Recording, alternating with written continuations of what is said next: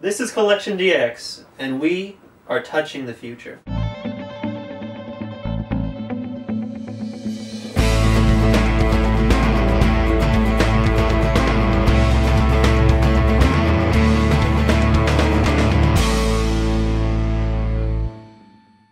So hi, welcome to CollectionDX.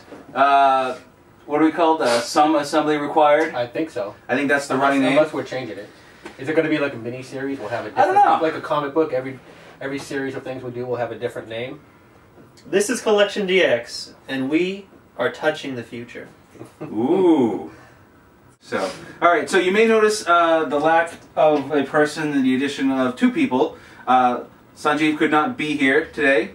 I don't know what he's doing, but he had prior commitment, which obviously is more important than this crap. Yeah. So we have some other CDX staff members here to hang out with us. We have Andrew, who formerly of Destroy All Podcasts DX, now of the Veef Show and a all-star writer on CDX. Who goes by the name of? You can't even pronounce it, so it's VF5SS. Right? Yes. That's why people call me Veef. Yeah. Veef.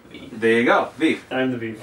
And then over here, we have Ben, who is known as Prometheum 5, who brings us kind of the designer, not designer, how would you describe the stuff that you show us on the site? Well, it's maybe just less complicated. It's stuff that is made in smaller quantities, but it doesn't have the designer sort of shtick attached to it. It's just sort of alternative toys, I guess.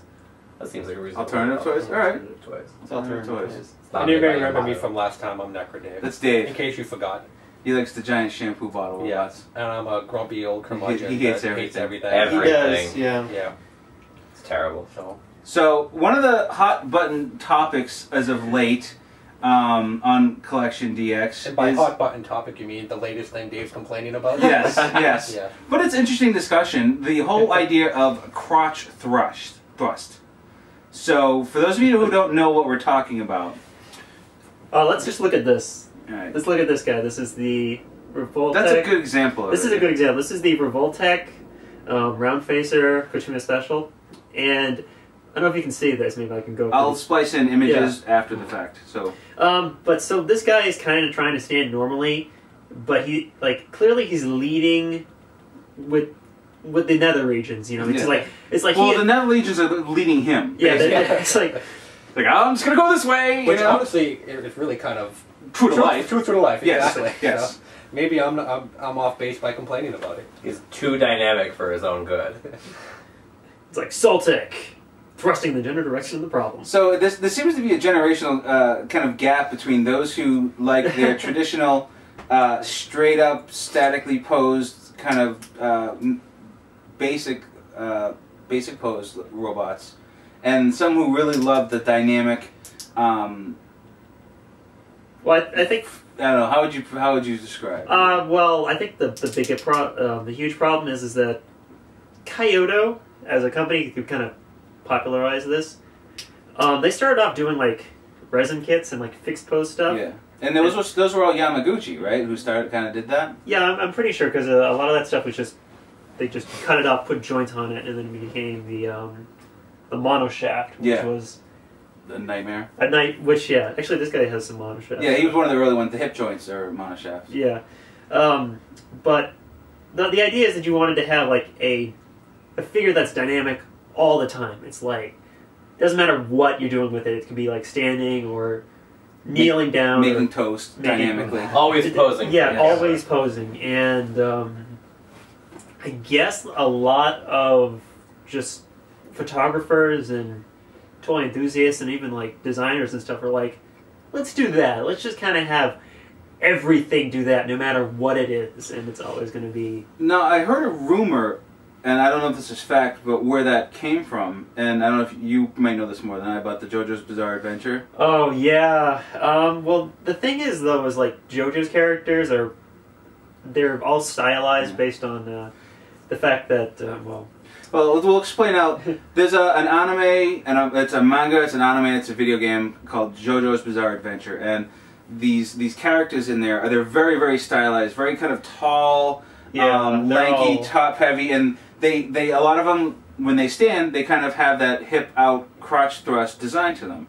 And I heard a rumor that kind of was the JoJo's pose that kind of started this whole type it's of kind pose. of like someone staying shots like Yeah, nice. Pretty spot on.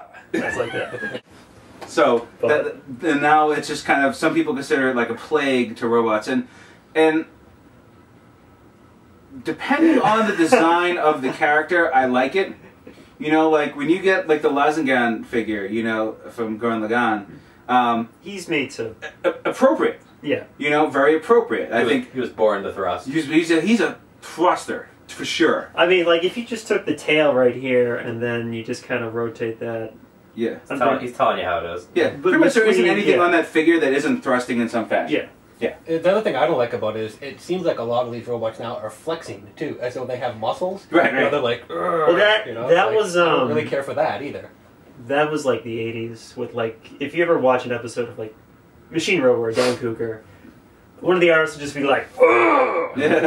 with just the robot, and it's like Well, I think okay. isn't that kind of like a martial arts, like you get into that fighting stance where you're like, "Hurrah!" You know, like, Yeah, I think that that's yeah. attributed to that. I don't know, maybe I didn't But, articulate it as well as I should have in the thread that we were talking about that on. That's part of the reason too. Maybe if you can get it to stand up straight, it still looks like it's flexing. It still looks like it's trying to give off this aura of just incredible awesomeness that, to me, is a bit of a turnoff. I like a robot that is just like powered off, basically like ready to be. You want one that looks like a robot, yeah. in a sense. Yeah, I guess. You know, that you could like wheel back and put in a closet, and it's Yeah. compact and it's linear and it makes Yeah. sense for a neutral pose. Like Yeah. these kind of things are human in their aesthetics. You know, in terms of the way they're posed, they're mimicking like this kind of very human fighting stance. All right. Gurren Lagann can't be put in a closet. No, He's too much. he's too much. He's got too much going on all Yeah. the time. He's But not it- trapped in the closet. Yeah, but I think the thing is with like Revoltech, it's always made to be like there on your desk, and you pick it up and just like pose. Yeah. And again, that's fine. I don't really have a problem with that. But as a collector, I don't really want that. So when I get it, you know, the first couple, I remember playing with one of the Duggan ones that you had, you know, back at Right. the other house, and I remember picking it up. I was excited about the line at the time because I was like, great, cheap robots. And whether I've never seen the Duggan anime, but so my exposure to them is all those old figures that just did nothing. And the I figures, just wanted to stand it up and do nothing, and it wouldn't, and it just frustrated and the from hell what out I've of me. seen about the Duggan anime, those are more accurate to their representation than these are. You know, Really. I think these are more heroic. In the show, they're kind of clunky, like dum dum dum dum dum kind of robots. They you know, jump everywhere. yeah. I was turned off at first by like when I first got them. That was one like you can't stand the goddamn thing up just in a straight pose. And now I'm kind of used to it. I kind of expect that from the Revoltech line, so it doesn't bother me so much.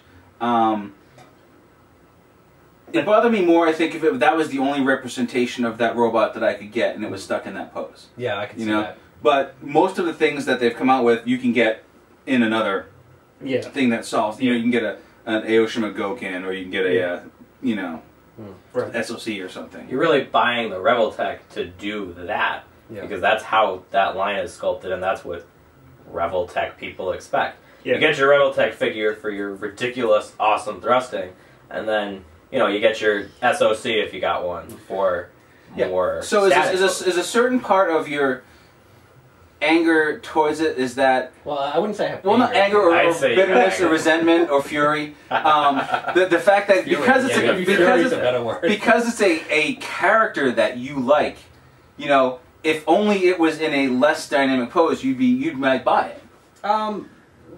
Initially, maybe, but I think no matter what they did now, I wouldn't buy them because I'm moving away from newer toys. Yeah. But I think it's more to do with the fact that, and I don't know if I misunderstood it or if I was misled, but I was under the impression that these were going to be like the most posable action figures ever. So when I picked one up and the first thing I wanted to do, it couldn't do, I was like, well, what the hell? You know, you're supposed to be able to The pose lack this. of a pose is still a pose in a sense. Like a neutral pose is still a pose. Right, You know? exactly. And then, but in addition to that, like I said, there's so much nitpicking about other toys that can do far more intricate things. And then when this gets a pass on, like the simplest thing, it just kind of fries my brain a Well- little bit. I don't understand it. Well, I think the idea is that if you weren't already going and buying like Kyoto monoshed stuff, like their virtual and stuff, that one Scope Dog, which nobody bought, but like you know what they do and you know their stuff. And maybe that's the problem. I didn't know. Yeah, I never bought. I didn't even know. That's basically their whole. Never mind then. Yeah, their whole promise of what they wanted to do with this was to do those figures that would stop breaking in the box. Yeah, that was a big thing. that was the the people thing. who were trying to take the static pose one and bend it to get it to Right, and so these you can still fiddle with. They have a durability to them, but they're still kind of that same crazy style, and that's why they're made. And they're not trying to be. They're not trying to say it's like you're a zombie guy. You have to be thrusting, or you're not cool. Or this guy, he has to be thrusting to be cool. Like you can still be a good toy and not be thrusting. It's like but we have to tolerate there's some going to be a little thrust now and again, or something. So what are the key elements of the thrust in articulation? Like I noticed, like if you you need to have an upper chest joint. Yes. Ball jointed hips.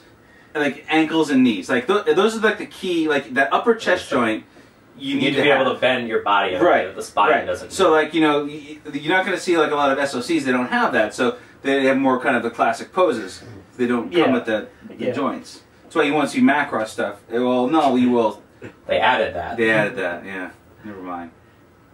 Well, that was just with the Revoltech ones. So, what do you think? Do you like your figures with their crotches thrusted towards you or in any direction? Or do you like them in a neutral kind of thrustless pose? Vote now. Vote now. There's no vote, but leave your comment on the comment section on CollectionDX or on this video on YouTube and let us know what you think. And I would be curious too, if you're comfortable doing it, leave your age too, because I'm kind of curious if there's a generational gap. Like, these two guys are a bit younger than us, and I know, Josh, you're pretty, I guess, liberal in terms of robots. I was going to say old. Liberals? No, I wasn't going to say that. But, he likes a lot of different styles, unlike someone like me who likes everything kind of static and, boring, as, was it Kid Nicky who said that? But whatever, it's cool, it's all great. So I'm just kind of curious if there's any sort of divide there in terms of like a generation gap. Well, I mean, you say that it's a boring style, but at the same time, I don't think there's any reason why it has to be a style with a stigma to it. It's just some people like their stuff a certain way, and some people like it another. I mean, if you look at comic books, there's different art styles for different genres and things, and some people buy their comics by art. You could buy your figures by style more than design too. I mean, I know I have Revoltechs that I would not buy any other version toy of. I have ones that I like because they make cool Revoltech figures that do so you a lot of stuff as opposed to the character, to a degree. I mean, I don't buy all of them, right? But I definitely have a couple that I wouldn't bother buying if they weren't Revoltech figures. Interesting. Yeah, I say I could do that too. Like I have like my Overman King Gainer. They've I've considered that one. Or the I don't know how you pronounce it. The Dick Snoof from the Gunbuster 2 Diebuster. Yeah, I've never seen that one. I'll bring it over. They're like I know that Revoltech style would lend itself well to that figure, so I was really interested in getting. Right, they're interesting figures without needing to be worried about the character or anything. Yeah. I mean, I'm sure you don't even know. You can't even say the guy's name. You obviously don't care about the character. I've never seen Diebuster. I have no idea. Right. Yeah. It doesn't matter. But I think Dave brought up a good topic for maybe the next thing we can talk about was the kind of the generation gap between younger and older fans. If there is one, I'm curious. Yeah, well, that's what we'll find out. So we'll be back right after these messages. Wolfam has exciting news for Force 5 and Star Blazer fans. A large variety of Force 5 and Star Blazer action figures are still available only at Mr. Big Toyland Wolfam. The Force 5 and Star Blazer collections include an incredible array of Shogun warriors, robots, and ships made of high-quality plastic and die-cast metal. These figures and models feature incredible detail, and construction will offer the collectors years of enjoyment. Visit Mr. Big Toyland on 399 Moody Street. あなたが今度出た有名なグレンダイザー地球を守りに来たんですってグレンダイザー円盤と合体するんですってジャンボマシンダーのグレンダイザーコピーから新発売コズモバルカン登場ブルバルカン出動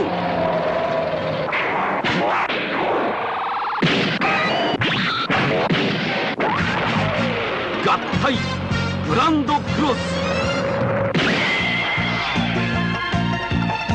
大迫力のシステムメカデラックス超合金太陽合体サンバルカンポピーより堂々完成。超合金シリーズもよろしく。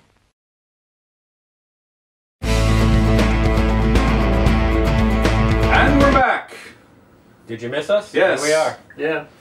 So, generations. So, Dave and I are from the greatest generation. Exactly. We grew up watching giant robots on TV with firing fists and firing breast missiles and Well, you didn't get the breast missiles. Space Transor Z, motherfucker. I thought they cut that. I No, don't remember. maybe it was just a fantasy, but I think I remember seeing breast missiles. So, That's one of my great shames is that I totally ignored Transor Z, thinking it was just like a cheap ripoff of well, all the other shit well, I watched. Transor Z came out a little bit. It was out after Force 5, Yeah, so it you aired later You here should for have us. known. Like by that time, you should have grown. I should have grown out of it at that point, but I watched it. I thought it was silly, but I watched it. Yeah. But you I know, watched it. Dave and I grew up. Then again, you're like 3 years older than me. So. Yeah, but we grew up late 70s, early 80s, you know, watching Force 5, Star Blazers, Battle of the Planets. I never saw that one though. I don't know what station you were watching. I never even. Dude, Battle of the Planets was... I never saw it. I never even saw a commercial. It was on 56 right after Banana Yeah. Splits. I have no idea. Yeah, even I watched Dude, 56. Come on. I have no clue. I might have been watching Jason the Wheeled Warriors. Was that on? See, there's even a generation gap with a 3-year difference. See, Yeah. I'm what am I? I'll be 37 this year. You know. I'm 34. So. Sanjeev's 31. He never played with Micronauts as a kid. Yeah. You know, like I mentioned that to him. He's like, I don't know. Yeah. It's like, how did you? But you did. You know? So there's enough, but there's enough common shared heritage that the shows that we're on, they overlap. So we all kind of relate to the certain kind of old school, and the stuff that kind of came out in the 80s, mid 80s, late 80s. You know, we were probably less interested in that stuff. Yeah. You know, as opposed to like like Ben, who's you're 20, I'm right? turning 21. Yeah. So you were like Power Rangers. Mighty Morphin Power Rangers and the second time around G2 Transformers. Yeah. That was my formative robot. Yeah. So totally different, and you know, Popey toys are cool, but So some of that stuff just doesn't make any sense. you don't feel an attachment to. I mean, I'm sure you can appreciate some of the coolness of it, but Oh yeah. you know, you don't. I mean, it just doesn't have that connection to you. The shelf of toys is gorgeous, and I appreciate what's there, but there's no character. I had never heard of any of these things basically before I saw CDX. I mean, that's where I learned about Mazinger. I was like, what is this? I used to think that the 70s robots were the most boring looking thing. They were so plain and round and sort of doofy. I mean, you would see a Jumbo and you're like, oh man, what is that? You get a G1 Transformer, it's got chrome, it's got missiles, it's got 1 or 2 joints, and it transforms into something. It's got all this stuff it does. And you look at those vintage things. You're like, Don't make to any you, sense. like Megatron's a green and purple tank. Oh no. Well, I mean, he was the gun in the cartoon, so he's still a gun. But someone had that green purple tank as a kid, and that was an awesome toy. I had the green purple. I picked that up finally, and that is still cool. That's a good figure. That, yeah, with the lock and load cannon. Yeah. And then Beast Wars came along and kind of killed Transformers. Oh God. Well, to be fair, I really liked Beast Wars. Everybody 'cause it loves was it. still- Everyone loves the show. Yeah. I had some Beast Wars toys from when they were still identifiable animals. That's as far as my toys went. See, Beast Wars came out in that time where I wasn't. That was like what, mid '90s. Yeah, You know, I think so. 94, somewhere in that area. Yeah. Where I wasn't really collecting anything, but I still was like I could know that I go in the store and go, those aren't my Transformers. You know, like this is it's an affront. It's an insult to An Transformers. abomination. Yeah, exactly. So They started really looking like abominations. So Transmetals. Yeah. What? I would still watch the show at that point, but I had no interest. But you know, so I was out of the kind of cartoon watching. I didn't have kids and this and that. I was going to college, whatever. And I'd throw on the TV and I'd see Beast Wars, and I just would be like, seriously? Like I just look at it and go, CG is not at the point where you should be doing the show yet. No, so bad. no. I thought it was killer in CG. I thought that was just about the coolest part about it. It had some story to it, and I mean the characters all had names of Transformers I recognized. The fact that it was CG just added this whole veneer of technology, and you were like, "This is the future, man. It was Canada. This is what's coming." It's just Canada. And like Reboot was on. You were like, "This is the best thing ever." They're in computers. Yeah, They're Reboot. Like I'm like, cyber. so like those cartoons, I totally missed out on. You know. Yeah. And I'm sure I'm sure somewhere there's people. I mean, like the stuff that's out now that isn't the kind of generational stuff that is rehashed from when we were kids. And there isn't a lot of it, but no. When you get like your Ben, there'll be kids that like say, "Oh, Ben 10 was awesome," like when they're 30, and then they're not gonna have any idea what a robot is. Yeah, they'll be It's weird. So so like how do you make the transition? Not the transition, but what do you find to latch on to the older stuff that resonates with you? Is it the modern representations of the older characters? Like, do you identify with Shin Getter better than Getter? After watching the Shin Getter anime, that movie thing, no. I like the toys. I think that's what it comes down to. I finally got over the fact that Mazinger had a plain appearance and realized that those vintage Popey toys are such a pure toy design thing. And you look at a vintage Chogokin figure, and it's solely designed to be durable and fun, and colorful, and just stand out on your shelf. Some, like, Getter Poseidon, the vintage Chogokin. I love that toy, even though it has 4 points of articulation and doesn't do anything like a Transformer did. It's just a phenomenal, simple, and pure toy. The design is neat. I mean, I have the Solo Chogokin too. But just Chogokin Getter Poseidon is just a toy that is fun.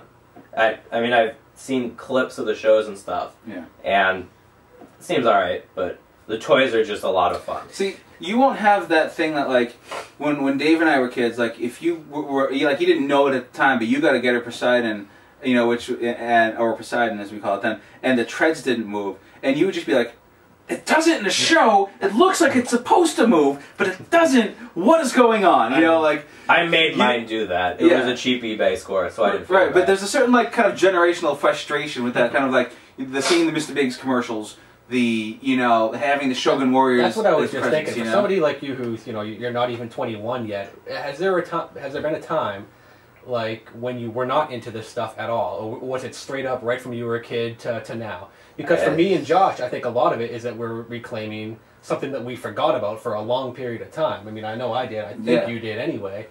From the time I was 12 until I don't know, like 27 or something like that. A good 15-year span.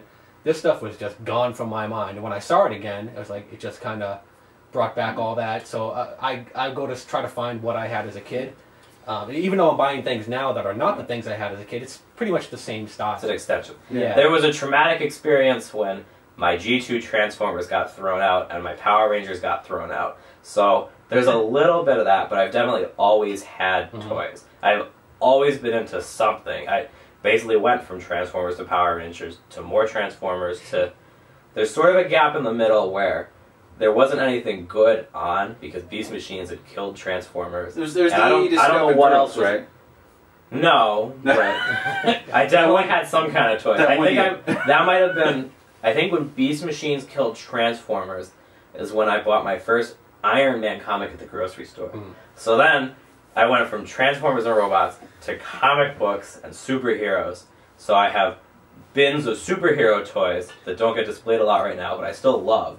And now I have shelves and shelves of comic books that I don't need, but are awesome. See, that's another thing I think that Dave and I will relate to is with comics. Yeah. But there wasn't a ton of comic book toy related merchandise. Like I was not when we were kids. Yeah, not when we were kids. Like I was way into X-Men. When I was younger. I would have killed for some X-Men. Yeah. Oh my God! You had to wait until the 90s. Yeah, and then the Toy Biz things. Yeah, but they came out. Yeah, but they came out of those horrible Liefeld designs. And let's not even, that's a whole nother show. But he has his advantages. See? Kid of the 90s. I didn't see Liefeld stuff as a kid. Anyways. So that makes that comment even weirder, So like when I appreciate it from the so I mean you look at like my developmental path. You're a kid, you have all these toys, you cast away the childish things, and you try to, at least for me, I had this kind of like, I have to be mature, so I got rid of the toys, but I supplanted that with collecting comics. You know, so it wasn't toys, but I collected comics, I collected music. Yeah, movies for me was a big thing. Yeah, I was drawing all the time. Yeah. So I went through that away period, even though I was still kind of fanatical and interested in things, you know. And I wonder, like, if this isn't, and this is not a criticism, but I wonder if this isn't or couldn't be one of those phases that, like, you go through. Like, do you think this will run its course? You know, like I would go through things and then I would push them aside, and I went through a period where I wanted to be in a band, and I bought an amp and a guitar, and I played music, and then that, you know, and eventually came back around to, like, all right, I've experienced a few different kind of interests, and this is the one that resonates. But in terms of collecting, though, the things that I went through, I've never left. I mean, if I were rich right now, I'd still be buying comics. Yeah, see, I left comics. I'd still be buying movies. You know, if I would probably buy those crappy, you know, X-Men figures or whatever, because, you know, I'd buy statues maybe because I don't care so much about toys. I just want a good representation. Statues. There's some like superhero statues that I go into a comic shop and I'm like, I want that so bad, but I can't do it. Can't go down that path. Statues are dangerous. You don't want to do that. Yeah. Well, but there's so many. Because statues leads to girly figures. No, that's not good. Yeah. I discovered music probably. What was that figure you were showing on the cam the other night there, Andrew? Oh yeah, Yone Haku. From what? Oh, she's a computer program. Yeah, she was from but she's not. Yeah. So there you go. Let's I'm not knocking it. I have a couple girly figures myself, you know. But you know, glass houses shouldn't throw stones. I wasn't throwing any stones. I was just stating a fact. This is true. Well, I was gonna say I discovered music and stuff when I was probably 13 or 14 with, you know, AC/DC. So I got into music and got into more things, but I don't think there's ever really been a period when I wasn't buying toys, because I'm kind of envious of that. When I found comic books, Toy Biz debuted the Marvel Legends line, so you were good. Like those were the new standard for superhero figures. Now you could collect superhero figures. So there's never been there's no gap for me. Yeah. I went from the Transformers and the Power Rangers to the superheroes, and then back around to the robots, and then to vinyl, which is a weird sort of aside, and more robots. Can you imagine what your collection would be like had you not had that gap, in a sense? Yeah. It'd be insane. Like, well, and it's funny too because these guys kind of grew up in an era too where collectibles were being pushed more so than toys. Like, as we were getting older, it would be kind of shameful to be buying toys. But now, you know, in the 90s, or even comic books... It's like, cool. Yeah, well, I mean, I don't know if cool is the word, but there were a lot of people buying it. But there was definitely a market built around it. Yeah, you know? they were you know, advertised as collectibles as opposed to toys. You know, limited edition things. You know, comic was coming. Everybody was buying comics in the 90s to try to like invest in them. And, so there was a lot of of course, that that's going when on. we kind of came full circle. Now we have things like the Glio stuff and other things like that, trying to get back the to toys. The toys. I remember seeing an advertisement for imported Macross Plus figures in a comic book magazine once, and thinking, like, I saw those were scary. That was just like a whole other world that I wouldn't get into for years. Yeah. Those were the things you talked about in whispers because no one knew about them. So, Neat. yeah, true story. True story. The truth is out there. Cool. All right, well, that was cool. Okay. I like that. Tune in next time, I guess. Yeah, we'll be here. Yep. Some assembly required. If you have show ideas, email us. Oh, you can CollectionDX.com. You can email us through the contact form if you have show ideas, questions, suggestions, naked pics of Dave, whatever you want. Just email us. Every show has got to be about me being sexy. He's a whore. Yeah. He's a whore. Really, he'll do it. He wishes, apparently. It's not my wishes. Always him who brings it up. It's the wishes of the audience. You've seen the shows. You know who keeps bringing it up. There's a trend there. Yeah. You know, sex sells. It's true. We should be taking advantage of that. Dude, I'm out of here. See you later. Come on, Kitty. Let's get out of here. See you later.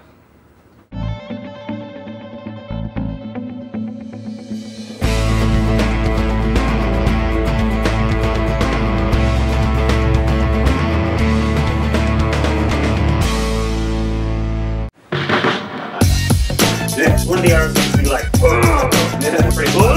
pull it off! One of the arms just be like, pull it off!